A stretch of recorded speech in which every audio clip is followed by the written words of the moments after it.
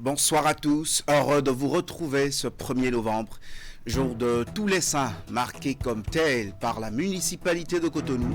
Le premier adjoint au maire et le chef du 4e arrondissement ont exprimé leur révérence aux âmes canonisées avec un dépôt de gerbes ce matin au cimetière d'Akwakwa. Le conseil communal a aussi pris des dispositions pour la fête des défunts demain 2 novembre. Hier, l'amicale des femmes à Gaudier du ministère de l'Industrie et du Commerce naissait avec sa toute première activité, une séance de sensibilisation sur le dépistage précoce du cancer de sein en ce mois d'octobre rose. À la foire interdépartementale de promotion de la consommation des produits locaux à Takoradonga, on se sépare souris aux lèvres. La direction départementale de l'industrie et du commerce, structure organisatrice, et les exposants en ont eu chacun pour son compte. Cérémonie de clôture à suivre en toute fin d'édition. En prélude à la présidentielle du 5 novembre 2024 aux États-Unis d'Amérique, VOA Télévision, chaîne partenaire de Canal 3 Bénin, a pris des dispositions pratiques pour une couverture intégrale et réussie de l'événement. Le chef du service de production parle de l'organisation mise en place dans ce cadre. Il est sur des propos recueillis par Rodrigue Azinongwe. Il faut d'abord dire que c'est une couverture qui a commencé depuis déjà beaucoup de semaines. Dès le mois d'octobre, on a commencé déjà à dérouler toute une série de contenus qui permettent à notre audience de pouvoir s'accommoder, se familiariser avec non seulement le processus électoral américain, mais aussi les différentes composantes qui vont rentrer justement disons, cette danse que le monde entier en fait regarde avec attention. Donc nous avons une série de reportages sur le terrain qui viennent expliquer comment les différents candidats, donc notamment Kamala Harris et Donald Trump, comment ils mènent leurs différentes campagnes. On essaie au maximum d'être le plus, comme vous savez, à VOA, on essaie de toujours mettre les choses bien balancées. Et ne pas prendre parti pour un candidat que ce soit. Donc, on a des sujets bien ficelés qui permettent vraiment de donner en long et en large le contenu des campagnes de chaque candidat. On a aussi une série d'explicatifs qui sont assez prisés par l'audience et des retours qu'on a sur les réseaux sociaux qui permettent de revisiter en fait tout le processus électoral américain, pas simplement ce qui se passe maintenant, mais on repart un peu dans le passé, à l'origine, comment le Parti démocrate, le Parti républicain, comment ils sont nés, qu'est-ce qui a créé, qu'est-ce qui a occasionné ça, au niveau par exemple des différentes campagnes, les différentes règles qui sont mises en place pour que les choses soient contrôlées au niveau des fonds qui financent les campagnes, des sujets intéressants comme ça qui permettent de comprendre. On revient un peu aussi sur certains symboles, la symbolique des différents partis, que ce soit l'âne, que ce soit l'éléphant, ouais. etc. Donc, bref, on essaie vraiment de donner assez de temps à ce processus-là pour éduquer aussi notre audience à ce processus électoral. Bien évidemment, plus on se rapproche de l'élection elle-même, donc le 5 novembre, plus la couverture s'intensifie, avec beaucoup plus de reportages qui viennent également du terrain, ou disons en Afrique. La VOA entend fait vivre à ses téléspectateurs africains cet événement. Le service francophone s'active également à cet effet. Les précisions, toujours sur les propos recueillis sur place à Washington par Rodrigue Azinongwe. Expliquer le collège électoral, les états clés, et la procédure de vote, les mesures référendaires, puisque les Américains, le 5 novembre, vont se prononcer non seulement au sujet des candidats à la présidence et à la vice-présidence, mais aussi ils vont élire des députés, des législateurs et se prononcer sur toutes sortes de mesures référendaires qui sont proposées. Donc, c'est comme ça que nous nous sommes organisés. Et là, nous aurons une nuit électorale avec une équipe qui sera ici à la rédaction. Nous aurons des experts un expert en studio et d'autres experts au téléphone. Et nous aurons une envoyée spéciale qui sera à Houston, au Texas. Nous allons parler à notre reporter du service Bambara qui sera en Pennsylvanie. Nous aurons aussi un autre reporter qui sera en ville ici. Et ça, c'est pour la nuit électorale. Donc, nous aurons une édition spéciale d'1 heure de 0h30 temps universel à 0h30 temps local. Donc, 5h30 temps universel à 6h30 temps universel. 1 heure consacrée aux élections. Après la présidentielle américaine, on est aujourd'hui le 1er novembre, jour consacré au sein de tous les temps, la Toussaint. C'est également la veille de la journée dédiée aux défunts pour permettre aux Cotonois d'honorer la mémoire de leurs proches disparus dans l'accessibilité et la propreté. La municipalité de la ville a aménagé le cimetière de PK3. En ce lieu même, le chef de l'arrondissement et le premier adjoint au maire de Cotonou ont déposé une gerbe ce matin. Jules Etcho nous dresse un reportage présenté ici par Florence Poussin.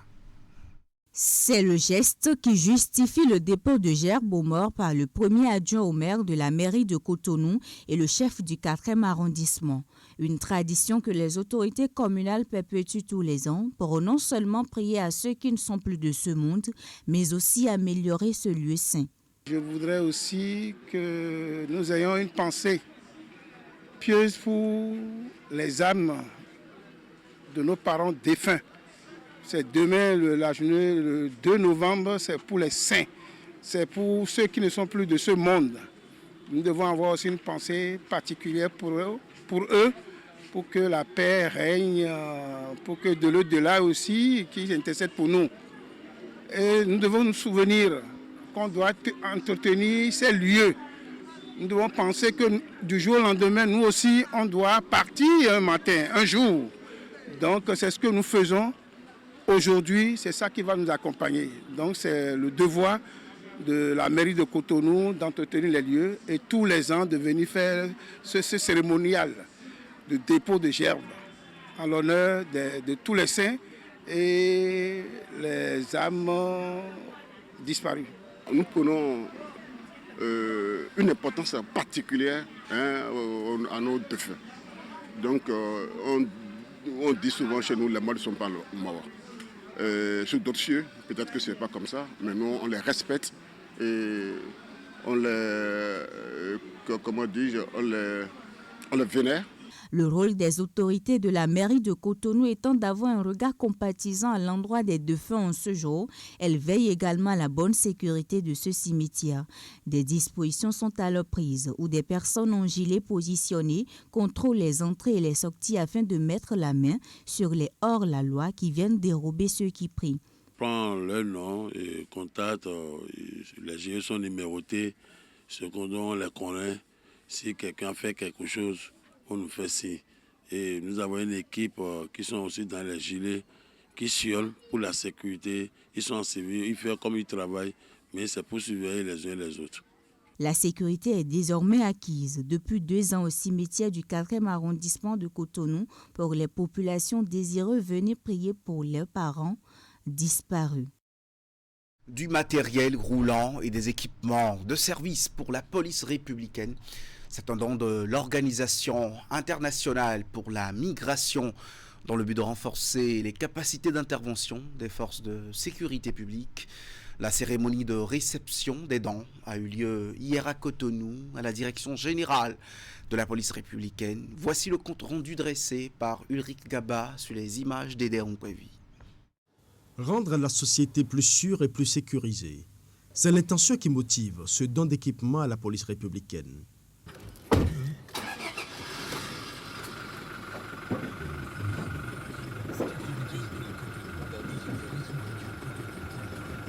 Un don de l'OIM acté par la présente signature de protocole qui permettra aux forces de sécurité publique de répondre plus rapidement et plus efficacement sur le terrain.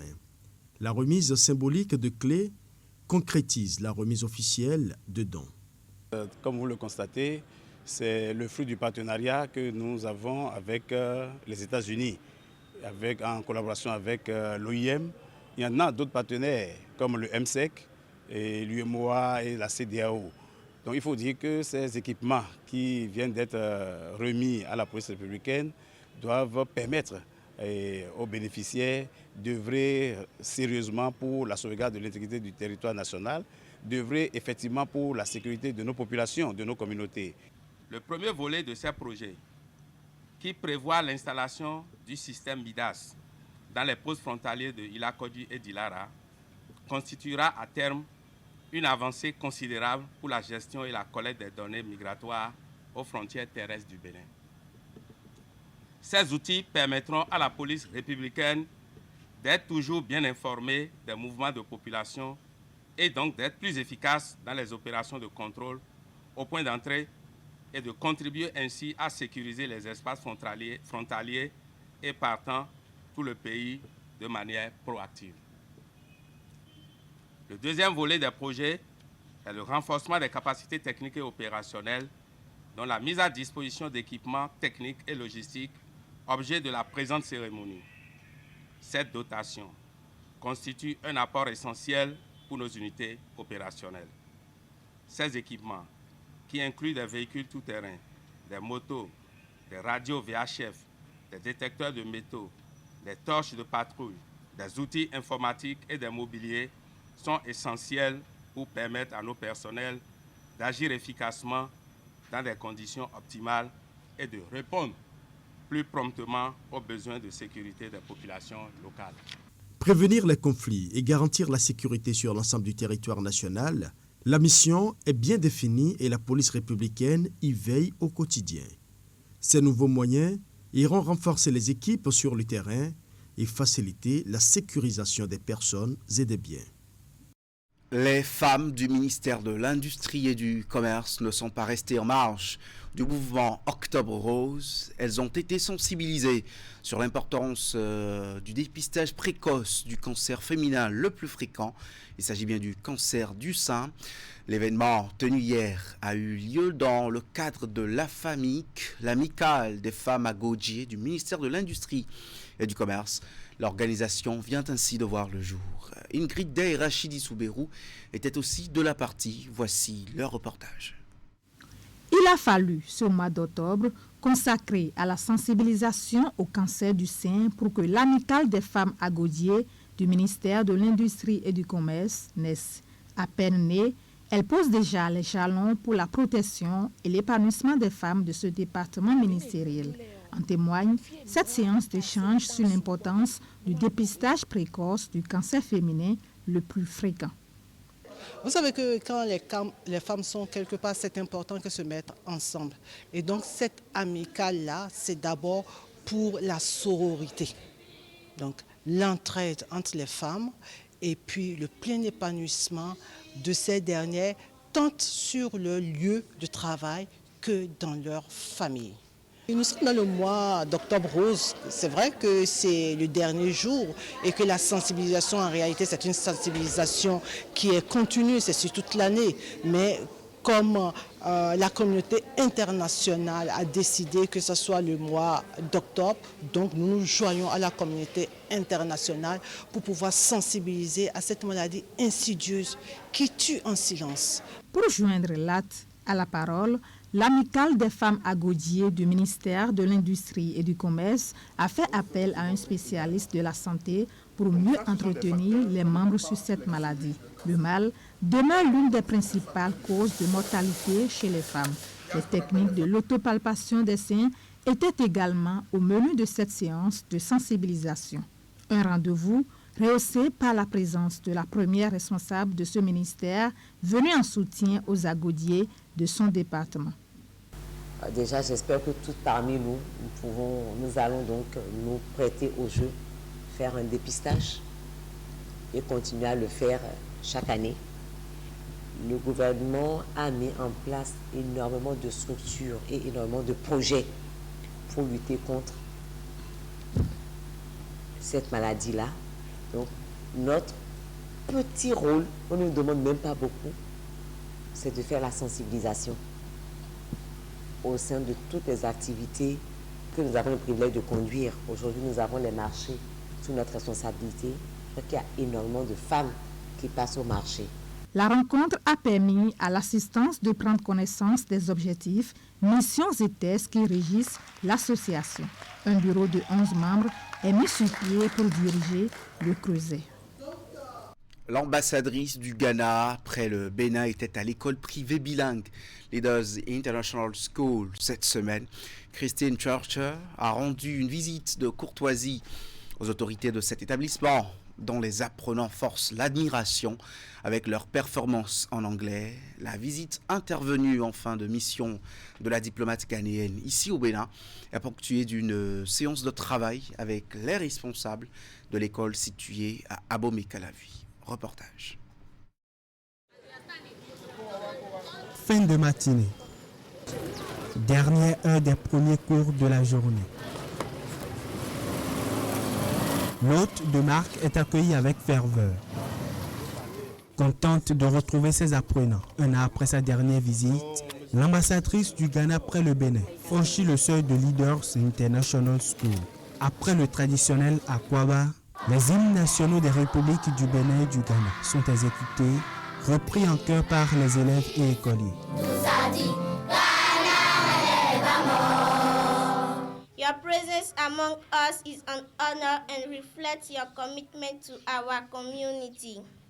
We also want to express our gratitude for all that you do and will continue to do to strengthen the ties between our countries and to enhance the reputation of our school. À Leaders International School, les études se font autant en anglais qu'en français. Le programme anglophone dispensé est celui du Ghana, dans une parfaite harmonisation avec le programme d'études béninois.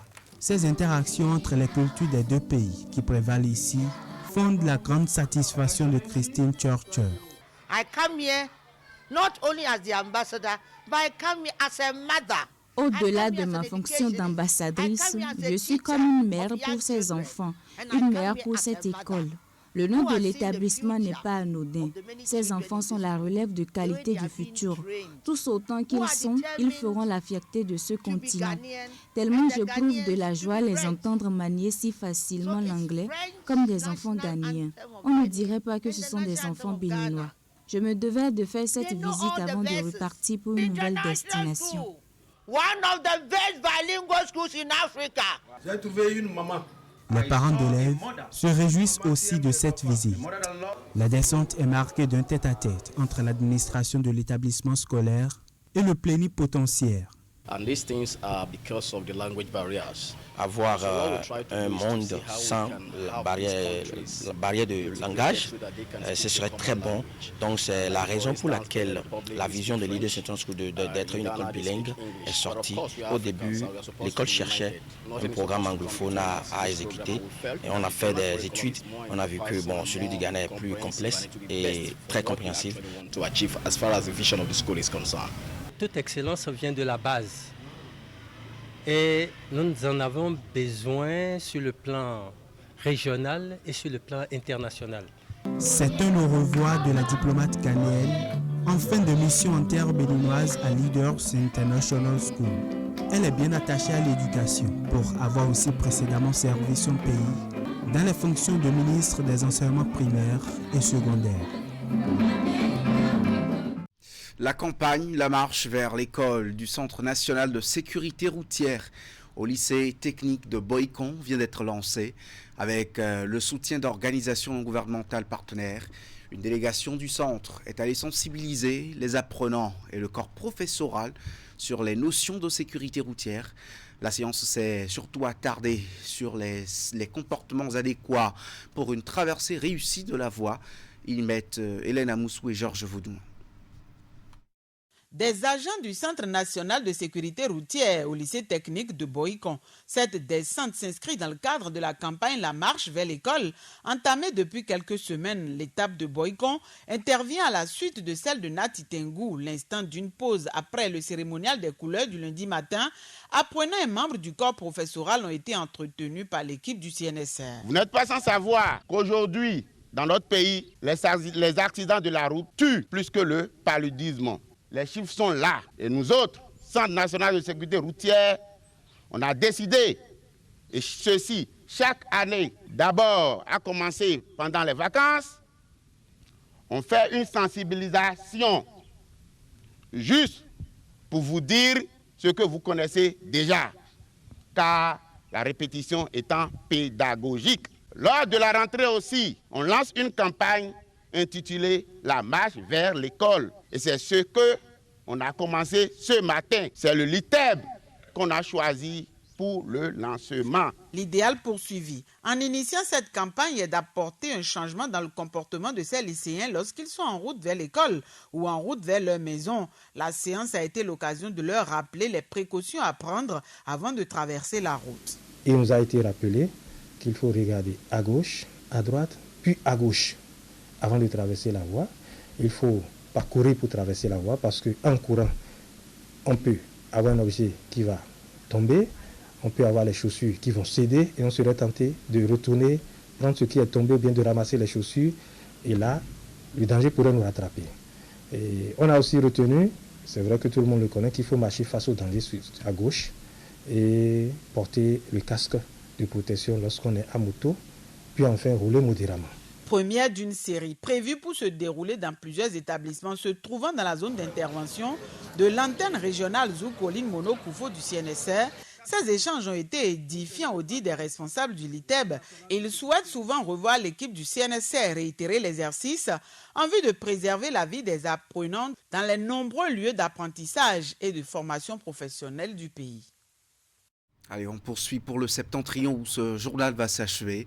La foire interdépartementale de promotion de la consommation des produits locaux Atakora Donga, initiée par la direction départementale de l'industrie et du commerce, prend fin. Pendant 10 jours, les forains ont proposé aux consommateurs de Nati Tengou et environ une gamme riche et variée de produits made in Atakora Donga. Au terme de ce marché local, c'est un pari gagné, aussi bien que pour les organisateurs et les exposants. Alassane Harouna. Nous fabriquons le beurre de karité. C'est un produit qui est naturel. C'est un produit qu'on peut consommer, qu'on peut pomader jusqu'aux cheveux. Depuis que nous sommes ici, il y a les coiffeuses qui font les défilés pour prendre du beurre de karité. À l'instar de Dame Florence Biogado, transformatrice de karité en beurre, ils sont un peu plus d'une centaine d'exposants à prendre part à la foire de promotion de la consommation des produits locaux à Nati Tengou. Une foire initiée par la direction départementale de l'industrie et du commerce à Atakora Donga dans le cadre du mois du consommant local. Il y a plus de néré, il y a farine de fonio, il y a fonio même. Il y a plus de baobab. Nous avons proposé les poulets avicoles comme des poulets locaux. On a aussi les dindons que j'ai apportés. J'ai apporté aussi des poissons. Ici, nous avons des tenues d'enfants grands, les bébés. Pendant 10 jours donc, ces forains ont proposé à la clientèle de Nati Tengou et ses environs une gamme variée de produits locaux, fruits de leur créativité et leur savoir-faire. À terme, les fruits semblent avoir tenu la promesse des fleurs. La vente semblait s'endormir un peu, étant donné que plusieurs personnes n'étaient pas informées.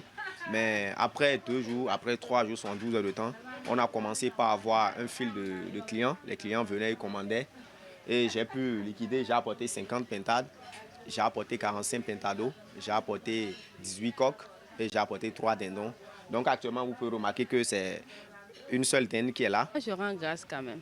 Je rends grâce parce que j'ai beaucoup vendu. Tout ce que j'ai présenté comme produit, j'ai vendu. Les gens sont appréciés également. Procédant à la clôture officielle de ce marché local de promotion du consommant local, le directeur départemental de l'industrie et du commerce à Atakora Donga va une fois encore renouveler son vœu de voir chaque forain s'inscrit désormais dans la démarche qualité. C'est une satisfaction qu'on ait atteint la cible en matière de forêt attendue. Désormais, il ne s'agit pas de venir exposer des produits et qu'à la fin, faire le point de ces recettes ou s'en arrêter là.